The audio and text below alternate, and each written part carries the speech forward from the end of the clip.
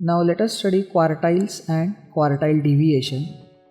Now here the quartile deviation is the second measure of dispersion that we have to study. Now let's first understand what is quartile.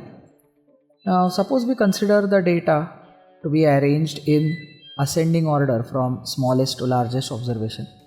More or less realistically, it is observed that the major chunk of the observations which matter for taking decisions, they lie in the middle 50% of the portion, isn't it? Because the observations on both the extreme ends are not typically useful to take decisions based on the data. So therefore what do we do is we imagine the data to be divided into 4 equal parts. That is the whole range of observations we hypothetically divide into 4 parts, equal parts, and those values at the junctions we call as quartiles, denoted by Q1, Q2 and Q3. Right? So there are always 3 quartiles denoted as Q1, Q2 and Q3.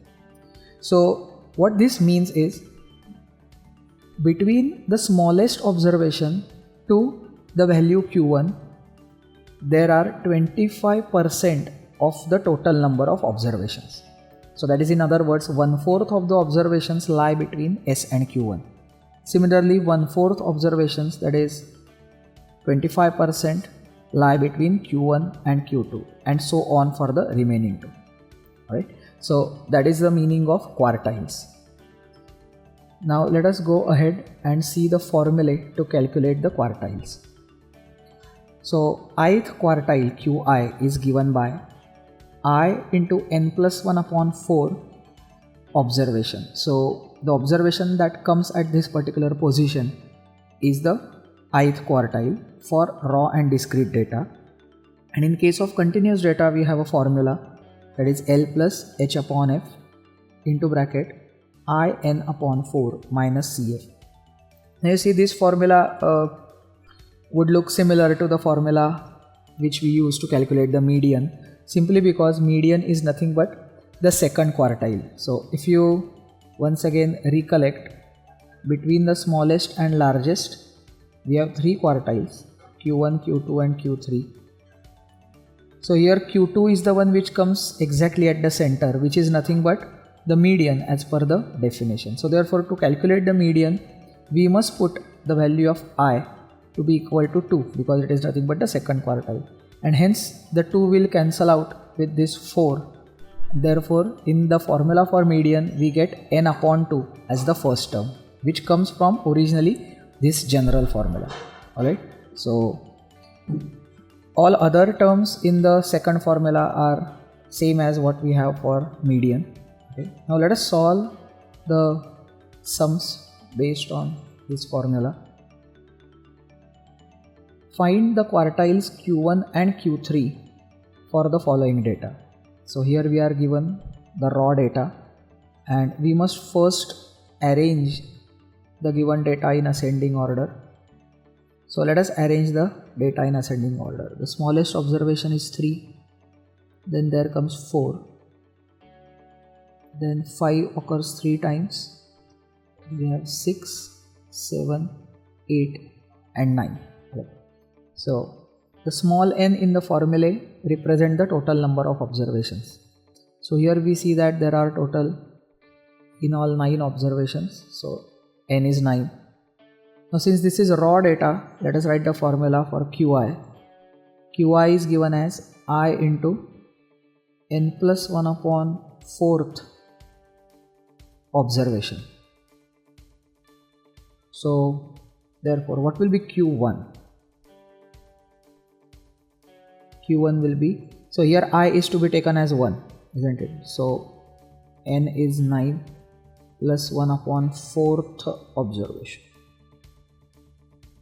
9 plus 1 is 10, and 10 by 4 is 2.5.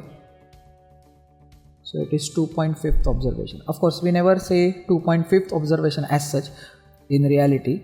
So what this formula actually means is, see, the way we calculate 2.5th observation is, it is second observation plus 0.5 into third observation minus second observation. So basically we hypothetically divide the difference between the second and third observation into two parts and take one part out of them, which is what we have 0.5. So now let's ask the question, like, what is second observation in the data arranged in ascending order? So that is 4. So you have 4 plus 0.5 into the third observation is 5 minus second observation is 4. So therefore you have 4 plus 0.5, and therefore finally we get the first quartile Q1 as 4.5. And similarly we can calculate the other quartile also, Q3. Now here it is 3 into 9 plus 1 by 4th observation. So this whole position of the observation. Now 9 plus 1 upon 4 we already calculated, that is 2.5. So 2.5 into 3 is nothing but 7.5. So therefore here we have to calculate 7.5th observation, which equals 7th observation plus 0.5 into 8th observation minus 7th observation, isn't it? So therefore, see what is the 7th observation? That is same as 7 coincidentally. 7 plus 0.5 into 8th observation is 8 minus 7, which is 1. So 7 plus 0.5 gives us Q3 is equal to 7.5. This is how we calculate quartiles. And based on the quartiles, we define the next measure of dispersion, which is called as quartile deviation.